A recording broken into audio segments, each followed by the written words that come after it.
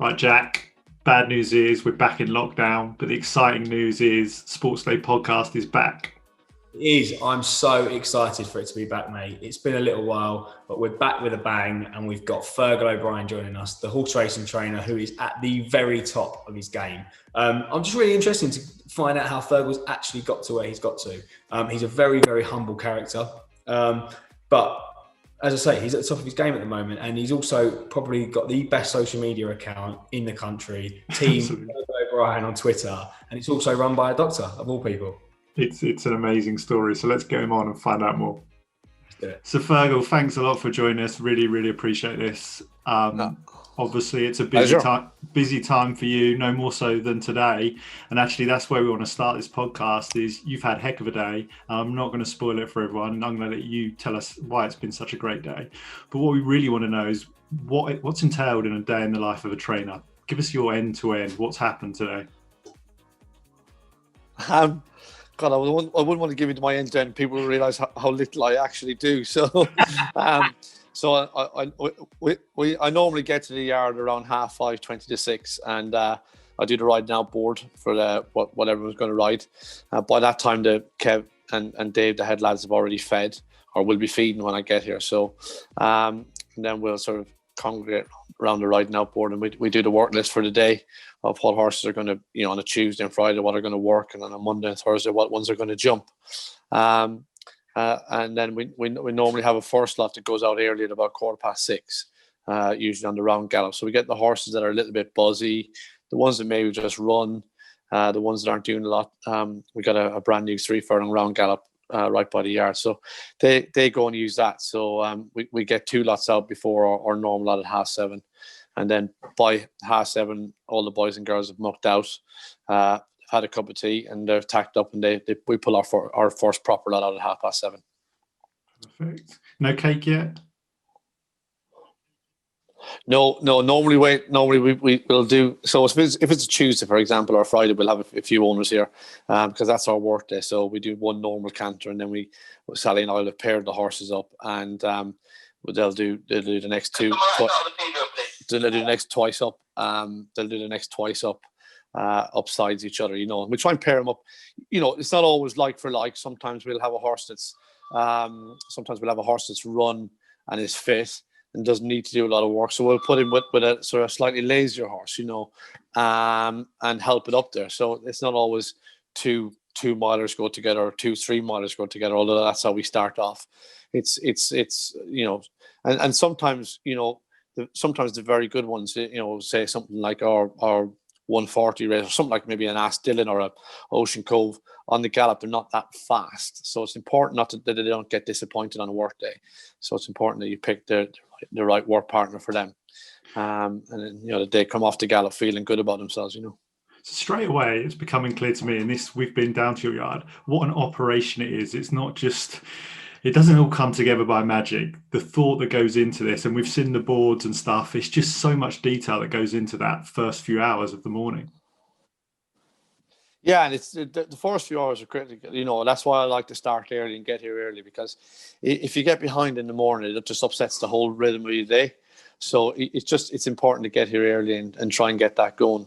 But then once you're set up in the morning, then you are pretty much set up, unless I forget no one was coming and suddenly someone turns up at 9 o'clock and the horse has been out at 7:30, and do you think, do I get it out again, or do I just be, most of the we normally just front up and say, look, really sorry. It doesn't happen very often because we got a very good WhatsApp group.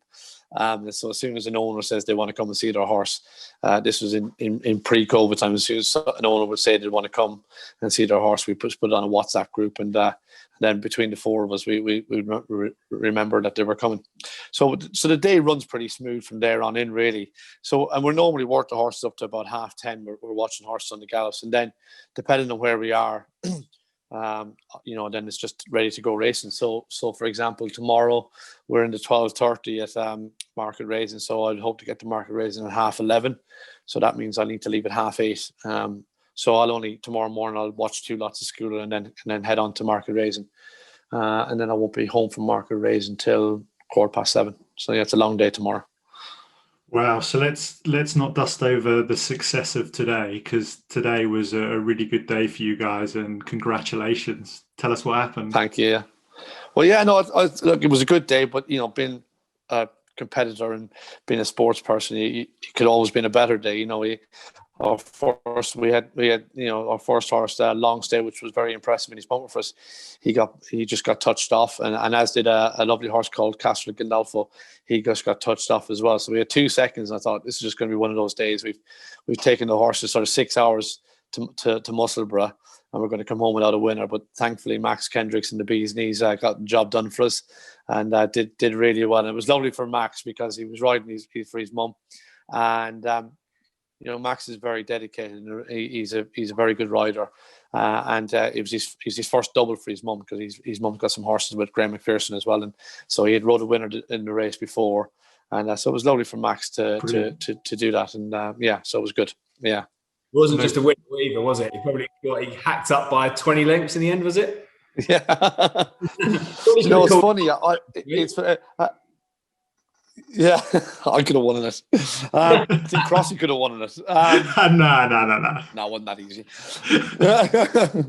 No, but it's funny. I was with a different owner, another owner this morning, a really nice man who's got a few horses with me, and he'd come to see his horses. We did a bit of jumping, and he said, "Right," he said, "I'm off to back your best handicapped horse in the yard."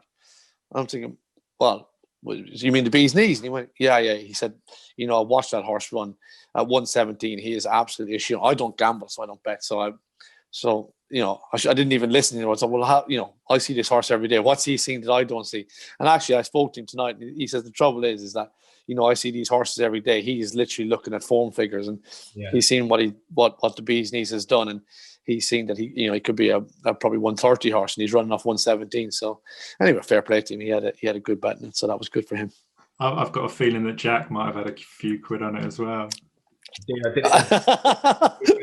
So that's two. I'm the only idiot that didn't realise he was the best handicapped horse in the yard. So. Oh, there's nothing nicer than not being on your own. So that's great. Thank you. Fergal, you mentioned there you even could have won on it today. Talk us a little bit about how you got into racing. Did you ride as a kid? Yeah, look, I was very lucky. I was brought up. My parents lived. We were on a housing estate in a village in Ireland. My dad is a bus driver. My mum was a breakfast cook in a local hotel. But I was lucky. I had 2 older brothers who sort of went off into racing. I don't really know how. Even to this day, I don't really know how they sort of got into it. They got into ponies and things like that. And and I was very lucky for one. I think it was when I was 12. No, I was probably younger. I was probably 10 or 11 for Christmas. My mother and father got me a pony for Christmas, which was unbroken, and it was kept in. Like I say, we come from a council estate. And if you ever see those pictures of horses tied up next to a ditch or a hedge in Ireland, that's what we had, and that's where I started, really. And my 2 brothers went into racing, and both of them rode in Ireland.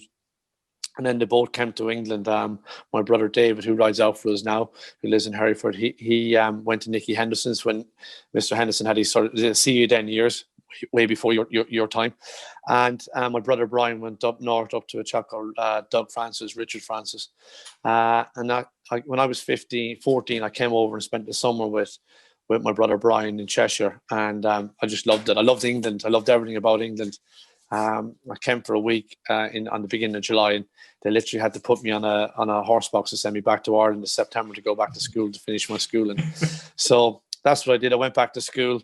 I finished my what would be your GCSEs here. It was what we call our intercert. I did okay. I was never very academic. I did okay in them, but I came back to England as soon as I could. My brother Brian's boss at the time got me a place at a British racing school in the February. And I came over. I was 16 in the August, and I came over in the February. And and from there, the racing school were very good. The British racing school in Newmarket were very good. I did a 9-week course, and they sent me to a very good trainer called Captain Tim Foster down near. He was near Wantage at the time, and life's about luck, and I was just very lucky to end up there because it was a great yard. It was a great place to grow. 16, I was from Ireland, and you got to remember, 1989, there was no mobile phones. My mum and dad didn't even have a phone in their house, so we always had an arrangement that I would ring home every Monday night after. I would ring my grandmother, who lived 300 yards across the road, who did have a phone. So I would ring my grandmother's house every Monday night after Coronation Street. So it was at 8 o'clock. I would ring home every Monday night, and that was what we did. Who was the Coronation Street watcher? Who was the Coronation Street watcher? Was it you or your mum? No, my mum and dad. Yeah, so they love Coronation Street. So yeah, as soon as Coronation Street would be over, time from Coronation. Yeah. So yeah. So from there, really, from the captains, I was just I had a contact from my brother Brian, who started training. So back up in Cheshire, called Colin Cowley. So I went up to Colin's, had a season with Colin, where I had 2 rides as a conditional jockey, and I was even worse than Crossy, to be fair, which is saying something.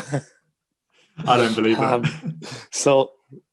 No, I was. It was really bad. I remember going to the start of my first race, and again, Graham McCourt, which was, I might as well be talking about Fred Flintstone to you boys, as mentioning Graham McCourt. But Graham McCourt was down at the start, and I nearly got run away with to the start. And I said to Graham McCourt, I can't really hold one side of this. What do you think I should do? And without swearing, she did swear at me. He said, just keep the effing thing away from me. So that was a senior jockey's word of advice. So I rode that horse again about 2 weeks later, a Bangor, and it was the same thing really. I just got run away with, crashed 2 hurdles, frightened the life out of me. So Colin then, unfortunately, his main backer went bankrupt. I think there was a recession so this was 1991 or 2, so it was another recession. So I ended up I knew Carl Llewellyn from the captains, so I rang up Carl, and he said, look, Nigel Twiston-Davies is just getting going. Be a good place to work. And so I rang Nigel, and I spoke to his wife Kathy, and she said, yeah, we got a job for you in July. This was in the April. So in the meantime, I ended up at Ginger McCain's with working with Donald for a little bit, actually. And we had a great few months there, which was good fun. We enjoyed it, had a lot of laughs, met a lot of friends, still friends with Donald now. And so that was good. And then I ended up at Nigel's in 1992, in July 92. So and from there, I went there as a lad, did a bit of schooling, but I was never going to be a jockey. But I always loved the training side. Having been with Tim Foster, who was very old-fashioned and very regimented, which was a great way for me to learn, to go to someone like Nigel, who was up and coming. He was a sort of the Dan Skelton of his day, really. He was very dynamic and always forward-thinking. Still is now, to be fair.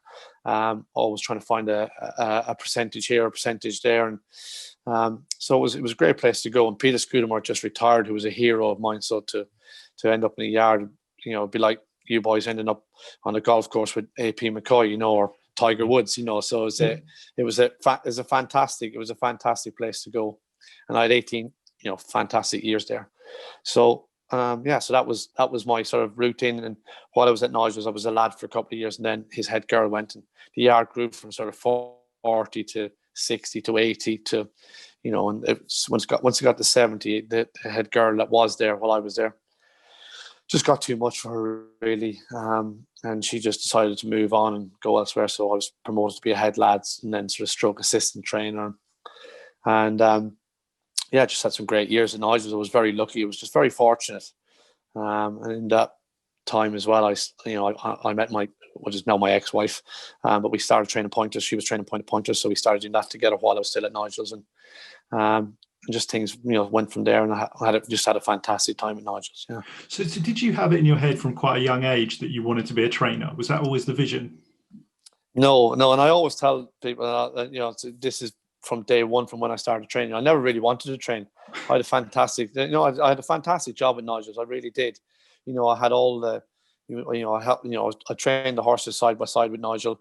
I say he was a very good man, but I ran the yard and looked after the staff and the vets and did all that sort of, looked after owners. And we were very good together. I was there through all of, Nigel's breakup with Peter Scudamore, and I was there, with Nigel's divorce when he split up from Sam and Willie's mum, and and we were very close as a unit, I suppose. Yeah. And then Carl Llewellyn was training. He stopped riding. He was training for Malcolm Denmark in Lambourne for a while, and Carl and I always got on very well. And I seen him racing one day. I said, "How's it going?" He said, "No, it's not going very well. You know, Malcolm was very tricky to train for, and it's just what he wasn't giving Carl the support, I suppose, that Carl felt he needed. And Carl was just finding it hard. It's a very hard job, and you'll find that a lot of successful jockeys, with the exception of Paul Nichols, but a lot of very good jockeys, which Carl was, you'll find that they find it hard to adapt to the training regime, because it is 24/7. It's not like jockeys get up in the morning, they're going right out of different yards, they go to the races, they got someone there who basically dresses them, they got their valets and dresses them, and then they go home again. It's fairly routine from, but as a trainer, one day to the next is totally varied, and it is 24/7. So I came back anyway. I said to Nigel, I said, "Look, Carl's not very happy where he is. I think he'd be a great addition to the team back with us." And so Nigel approached him, and he eventually came back, and then just the whole dynamics of the yard changed. Not because I didn't get on with Carl, but he had sort of, from my point of view, we had a system at Nigel's that worked, and Carl came in and wanted to change it, and even if he came up with a good idea, because he came up with some terrible ideas, it just didn't. I sort of went against it. And at the time, I was buying horses for Chris. Any horse that Chris Coley had, yes, no, wait, sorry, had. I was sort of, I was recommending them to Chris, and so at the time, Chris said to me, "Look, if you're not happy, I'll help you set up." Which also, coincided with Timmy Murphy Timmy Murphy and his father are buying a farm down the road, and we're going to put a gallop in and do pre-training and things like that. So, things like that. So it was a natural place to go. So Timmy said, "Look, you can rent a barn," and so that's where we went. And myself and Ali, who's here now, we've been with me forever. Myself and Ali went off to Timmy's, and we set up there. Yeah, and Chris was backed us. Went to the sales, bought 4 or 5 horses. Didn't have anyone to buy them, so Chris ended up having to pay for them. It was a fairly steep learning curve, So it was a very steep learning curve, because that's what I mean. I had a great job at Nigel's, and I loved the training side of it. But then suddenly you're having to run a business, and you're worrying about VAT, and for the first year, just you'd be sailing along. You think, oh, you're doing okay. The bank looks okay, and then 3 months down the line, you got 20 grand in the bank, and suddenly you get a VAT bill for 35 grand, and you think, Christ, how's this happened? And it was a very steep learning curve, but you say we muddled through, and that's where I was so lucky to have Chris Coley, with me to sort of get us through those early stages and to where we got now, and we've got a fairly good system, and the VAT Ali makes sure it gets paid, and so it's ended us up here at Ravenclaw Farm. Yeah, so let's just clarify. Fergal O'Brien pays his VAT bill and pays it on time and to the full amount, yeah? Yeah, no, we do. Fergal, you just... Ali's dad's an accountant, so we have to pay our VAT on time. Perfect. Fergal, you just touched on Raven. Sorry.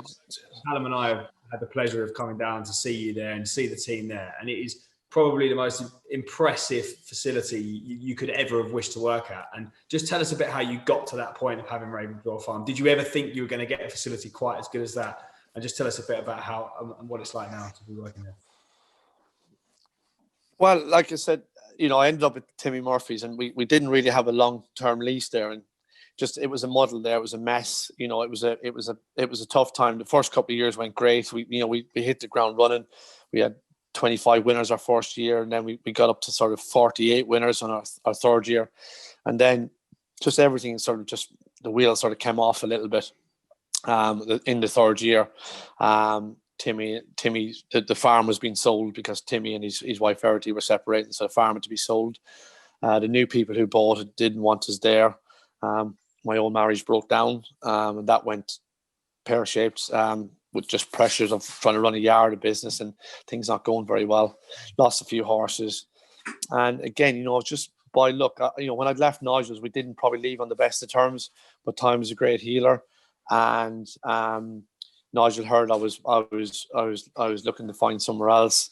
And the top yard, what we call the top yard when I was there, which had 35 boxes in it, was free. Sorry, I had 45 boxes in, which he said, I could rent that.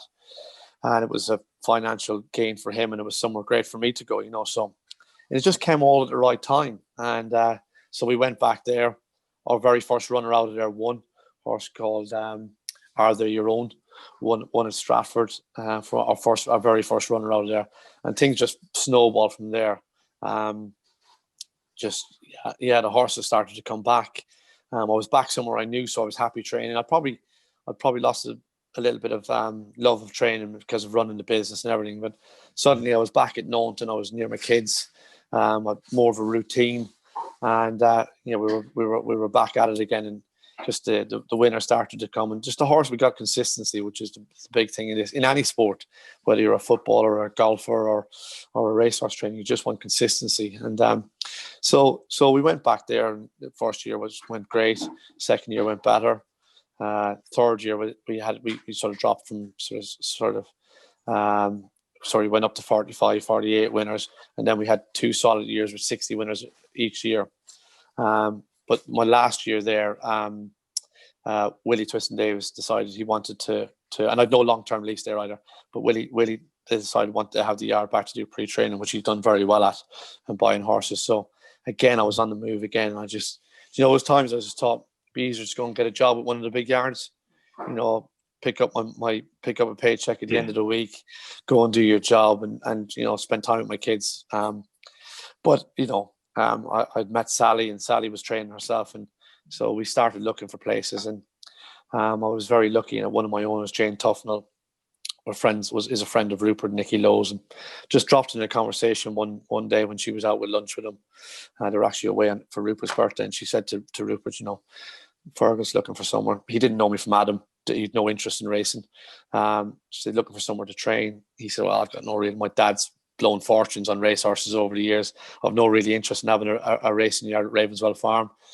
But look, give me a ring and we'll meet up. And so that was July 2018. I came and met Rupert and Nicky, and from day one, I must have sold them well. I must have sold a dream well, because they were so enthusiastic. We came back in the August of 18 with Paddy, Sally, Ali, who's just left, Ali, and Alan Coley. We brought 4 horses back, and we rode around different parts of Ravenswell Farm to see where we put a gallop. and the second and third place we rode was where our gallop is now, and it just all fell into place. That I didn't put the hill there. The hill's there by luck, not by design. And just very lucky to have a landlord who, we could have put a gallop in for a fraction of the cost, and he didn't. He's given us the best that we could buy.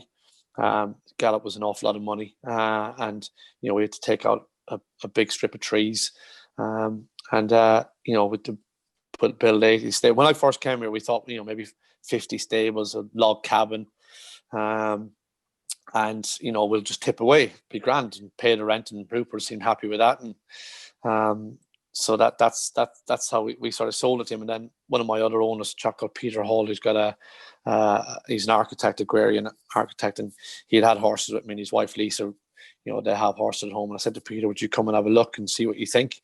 So he came and met Rupert, and within a half an hour, we were building 80 stables, staff accommodation, houses, the whole shebang. So, and look, I was amazing, because, if Rupert wasn't so open-minded, and if Rupert and Nicky were so open-minded, the figures would have blown them away and thought, no, that's not for me. But they just went with it, and, we went way over budget. But, Rupert could see the big picture, and he invested in myself and Sally. They invested in myself and Sally, really.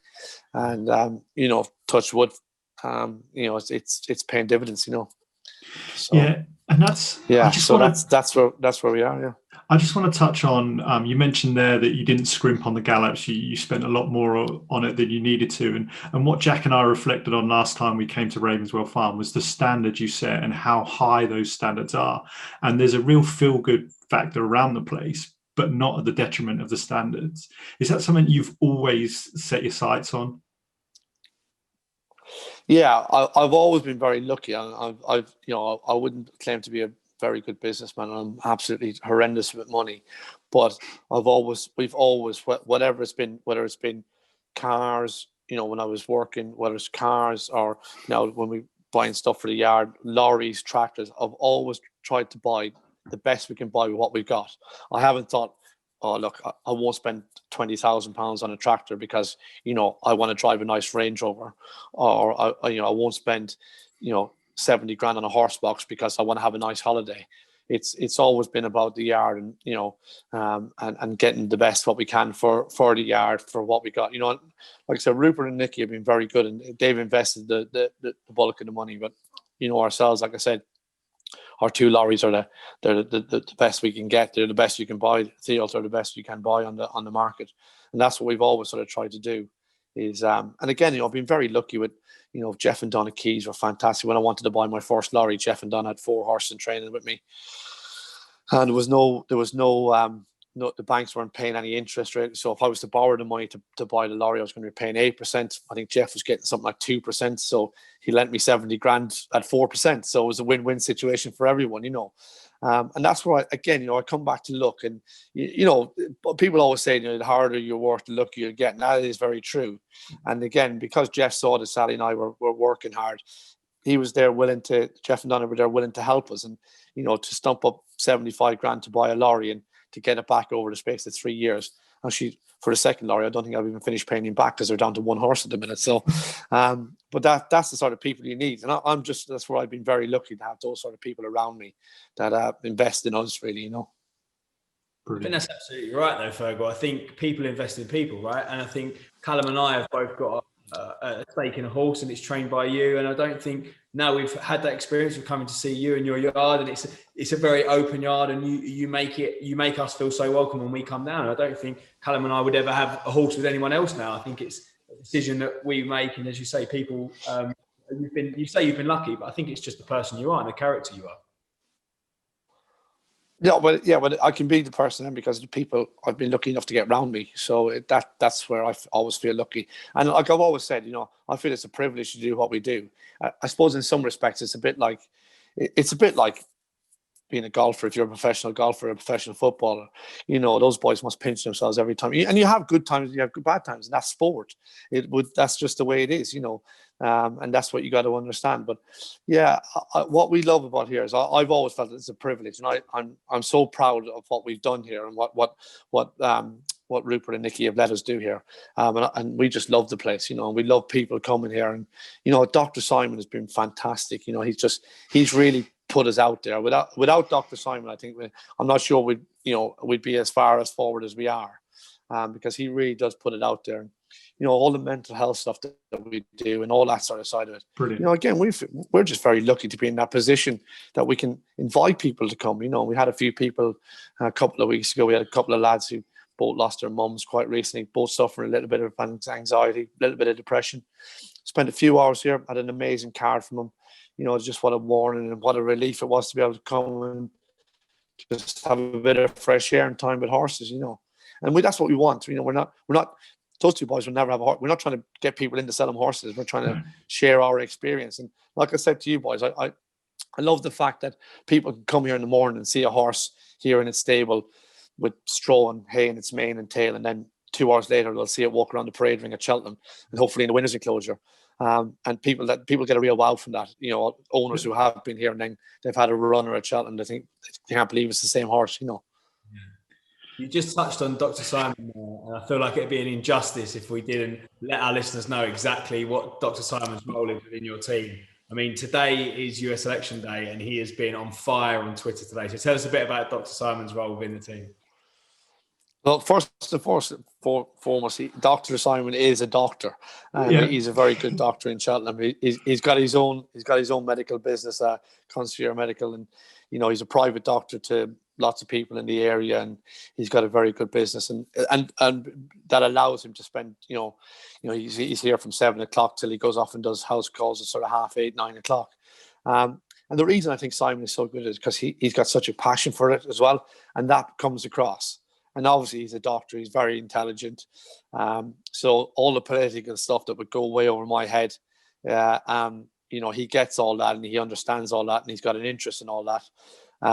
He's just a nice man. He genuinely is a nice man, and he cares about people, and he cares about racing, he cares about people, and we are of the same idea, and that we like to share what we've got here, And he's been he's been a massive part of getting us out there. And all our, we did our last year, so we used to do stable tours. When there was we used to do it with a firm, and it was, I think people used to pay about 90 quid a head, and all that. So I think we were getting half of that. Simon was sorting out, but we got 2 charities where all that went down, and it's all that feel good factor again that all comes back around. Like Lily Little Legs in Cheltenham, she's been to the yard a few times, and it's just all those little things that we can do that people see, and it's like I say, it's all even our own staff. They love when Cian comes to the yard. Everyone loves Cian. Everyone loves. He's a great lad. You can almost hear him when he turns off at the A40. So he loves being there. And again, that's all down to Simon. That's all. Yeah. That's all what he's brought to the yard. And again, that's all a real good feel good factor thing. He's a very funny guy as well. Yeah. So Simon is, yeah. He's brilliant guy. So you wouldn't want to follow his dietary advice, I tell you, because it's cider and burgers. I did see that at a weekend. Yeah. Yeah. Cider and burgers. And I said, surely this isn't. Pardon? He got us after we were at your yard a couple of Saturdays ago. We went and had a fry up with him, and he was like, "Yeah, fry up and a pint of cider. That'll do you good." So Fergal, that's a nice segue in that we started off talking through your day, and it's clearly a very, very busy day. But what do you do for downtime? What does Fergal O'Brien do to switch off from horse racing every now and then? I like rugby. I used to go to rugby a little bit down to Gloucester. Saturday night we like walking. So our cycling society's from the Forest of Dean. So if we really have a very clear afternoon, especially this time of year, it's always just jump in the car, drive 40 minutes, and Forest of Dean is a wonderful place to go. Yeah. But and that even still, that's we'll go and walk for an hour and a half, and what we'll do is I'd like to say we talk about horses, but we'll spend probably an hour and a half arguing about horses or jockeys or something. So she's very opinionated, but she'd say the same about me. But your partner Sally is the assistant trainer. You work every single day. How is that working with your partner? Look, it's fantastic because she's a proper grafter. I'd love to do this. We've been together 5 years, and look, don't get me wrong. Chris Coley will vouch. We have some ups and downs, and she gives as good as she gets. But she's a bit younger than me, so sometimes if I feel that she's getting too uppity, I'll send her to Sedgefield or Market Raisin or something like that, because I'm the one who decides who goes where. So. Do we need to edit that bit out?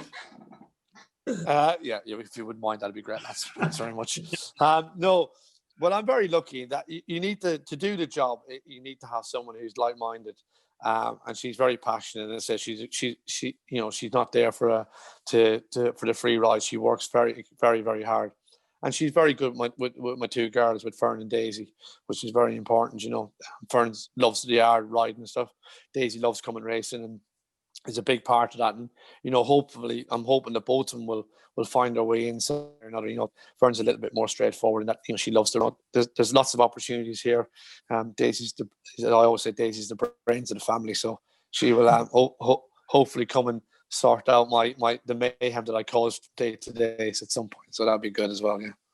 Brilliant. Sounds perfect. Listen, Fergal, I've really enjoyed this and it's been a great laugh, but there's one really important question that we need to ask you, and we ask all our guests on the Sports Day podcast. Obviously, FCE, we're an events company, but as you know, we don't just take people to an event. We make sure the whole experience is first class. So if we could give Fergal O'Brien the first class experience at any event in the world, what would your choice be? Oh, crikey. My choice would be any event in the world. I'd probably love to go and see a Rugby World Cup final, with Ireland in it, ideally, if you could arrange that. That would be I suppose, any sporting event, Rugby World Cup final. I've been to the Arc, didn't really float my boat, the Arc, but I think if I was to choose any sporting event, would be a Rugby World Cup final, Brilliant, great choice. I'm there with you, as long as England are in it. Yeah, well, we're going in Ireland. We'll take that. Take that, yeah. Be a few happy people if that happens. Brilliant, Fergal. That was exactly. So enjoyable.